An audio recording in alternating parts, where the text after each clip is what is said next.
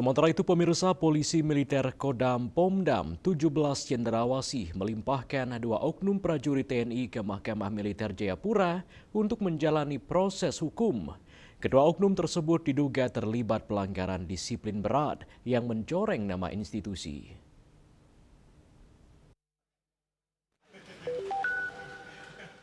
Tim penyidik polisi militer Kodam 17 Cendrawasih menyerahkan 2 oknum prajurit TNI kepada Mahkamah Militer Jayapura untuk menjalani proses hukum militer.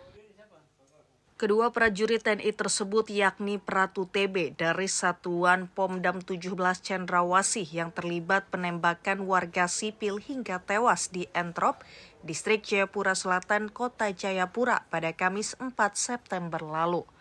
Serta Kapten John atas kasus penembakan anggota TNI Praka EM, anggota Kodim 1715 Yahukimo, hingga meninggal dunia di Kampung Kalimo, Distrik Waris, Kabupaten Kerom, Papua pada Minggu 7 September lalu.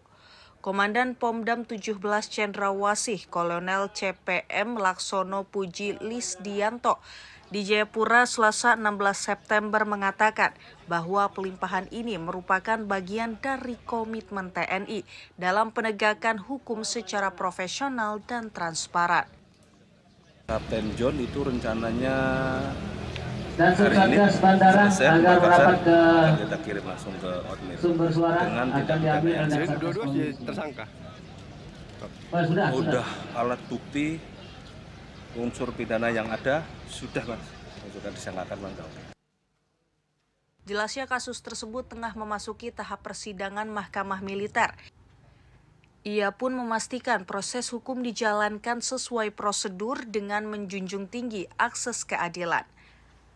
Pihaknya turut mengimbau agar seluruh prajurit TNI menjadikan kasus ini sebagai pembelajaran, sekaligus mengingatkan pentingnya menjunjung profesionalisme dalam menjalankan tugas. Dari Jayapura, Papua, Laksa Mahendra, Kantor Berita Antara mewartakan.